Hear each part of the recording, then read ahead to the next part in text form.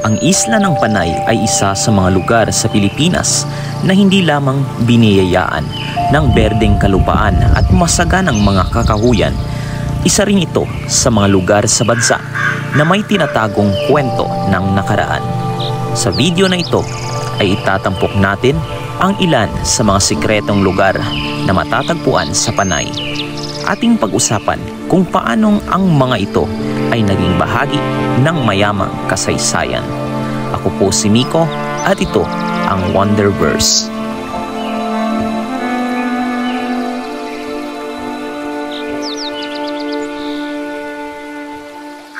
Sa bayan ng Tubungan, sa probinsya ng Iloilo, mayroong isang pambihirang lugar na minsan ay naging saksi ng makabuluhang nakaraan. Ito ay ang lumang krus na ito na nakatirik sa Barangay Batga. Ito ang tinatawag na Krus sa Balabago. Isang monumento ng pagpupugay at pag-alala kay Padre Isidro Badrena na nasawi sa pagtuturo ng Katolisismo sa mga babaylan. Ang kinatatayuan ng krus na ito ay kinikilalang isang sagradong lugar para sa mga babaylan noong unang panahon. Ayon sa kanila, dito raw sa kinatitirikan ng krus na ito matatagpuan ang isa sa 4 na haligi ng sanlibutan, kung kaya't isang beses kada 7 taon ay nagtitipon-tipon dito ang mga babaylan upang isagawa ang panait, isang ritual upang hingin sa mga espiritu ng kalikasan ang magandang panahon, ulan o pagpapasalamat sa masaganang ani.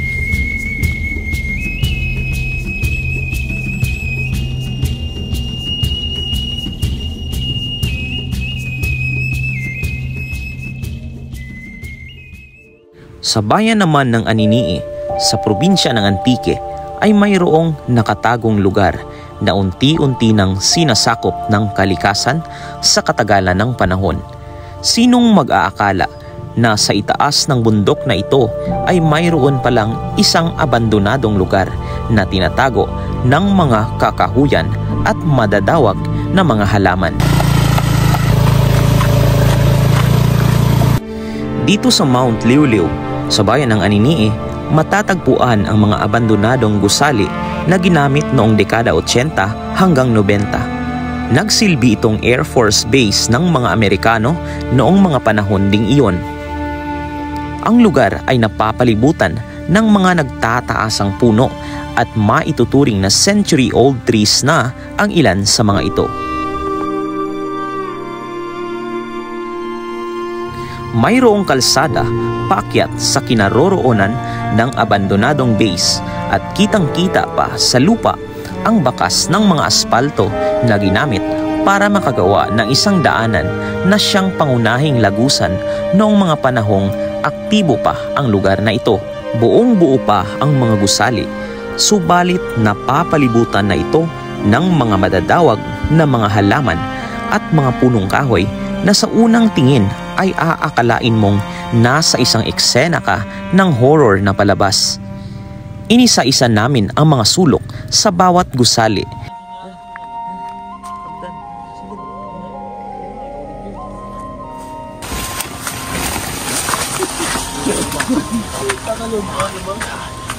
Wow!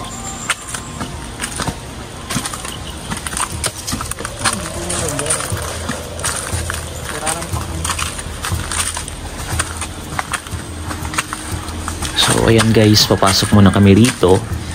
And as you can see, para kaming nasa isang setting ng horror movie.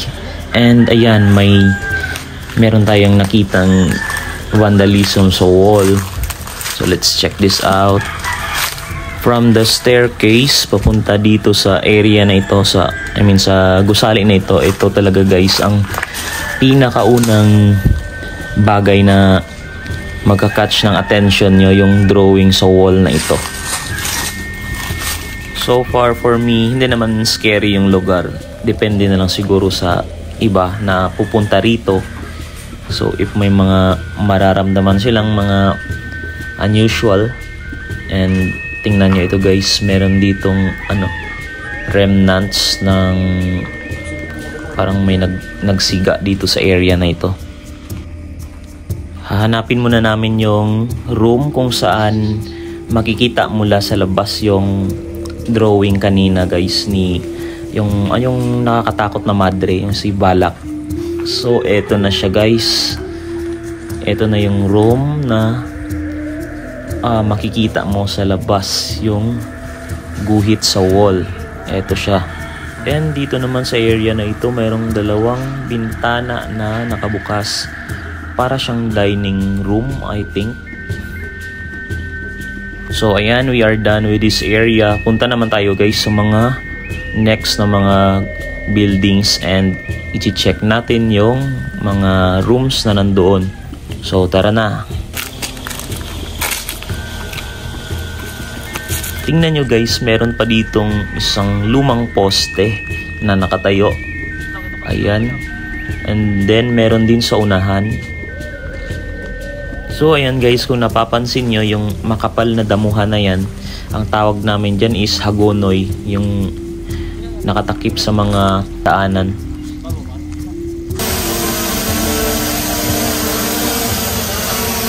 Dragon, Barrel Boys, Burgess.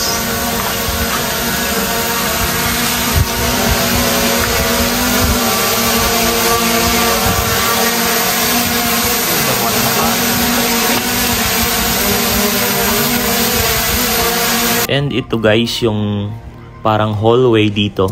So pag nanonood kayo ng mga horror movies, I think makaka-relate kayo sa itsura ng area na ito. Ayan, nakakatakot siyang tingnan, but so far wala naman kaming naramdaman na unusual. And syempre, speaking of mga lumang gusali or lumang buildings, hindi talaga maiiwasan na may mga taong bumibisita, no, na naglalagay ng mga unnecessary marking sa wall. And this part to, merong mga tiles sa dingding. I think this is the toilet guys. Halata naman sa itsura ng structure ng room, ng compartment I mean. So far halos wala namang pinagkaiba yung mga rooms dito. Halos pare-parehas lang din sila. Nagkakatalo lang sa mga sizes. So yan, dito meron din ditong CR or toilet I mean. So puntahan natin yung ibang parts guys. Tingnan natin kung ano pa yung mga makikita natin. So yan, ito guys, medyo malaki yung sira sa wall ng area na to. And ito parang ano siya, common lavatory or common na toilet.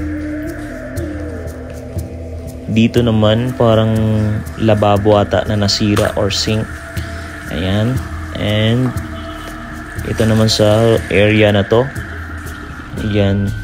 Ito yung isa sa mga part na tagtad talaga ng vandalism. So this one is located at the middle. Para siyang pinaka main na building guys, or main hall I think. Kasi kapansin-pansin yung posisyon ng building na ito. Napapagitnaan siya ng mga iba pang mga gusali. So ayan, makapal na yung damo dito, yung hagonoy. And tingnan natin kung ano yung kaibahan nito sa iba pang mga buildings na nandito. Ayan, para siyang malaking tanggapan, or para siyang malaking hall.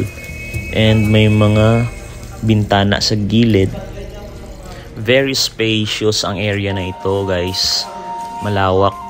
And syempre sa mga mahihilig sa mga nakakatakot na mga adventure, pwede niyong subukan ang place na ito kung trip ninyo, most especially during sa mga tawag dito Halloween, ganyan, Halloween, or kung may mga free time kayo, pwede nyong bisitahin ang area na ito. So nandito lang yan sa Mount Liuliu.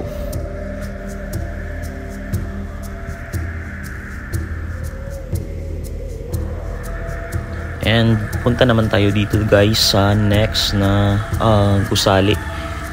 Ayan, parang magkaparehas lang din siya sa mga naunang pinasukan namin. And dito sa dulo, meron ditong I think this is a common shower room para sa mga sa mga crew. And dito sa likuran niya, sa unang tingin parang siya, parang libingan kung ma-imagine nyo, but I think this is a drainage para sa toilet.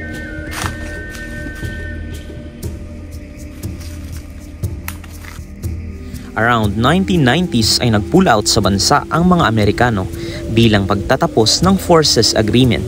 Isa ang lugar na ito sa mga inabandona at kalaunan ay nabaon sa kasaysayan.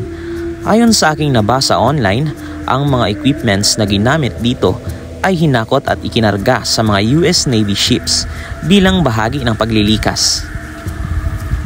Sa bandang itaas ng base ay mayroon isang watchtower at isa sa mga dinadayo ng mga nag-hikes. Kitang-kita mula rito ang 360 view ng paligid at bubulagain ka ng berdeng kapatagan, bundok at asul na karagatan. Angkop ang pwestong ito para magpahinga, lalong-lalo na kapag may kalakasan ang hangin.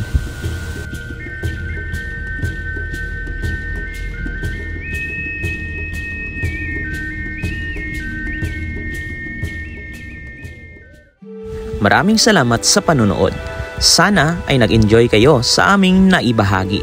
Hanggang sa muling pagdiskubre sa mga bagay-bagay at paglalakbay sa malayo o malapit man. Ako po si Miko at ito ang Wonderverse.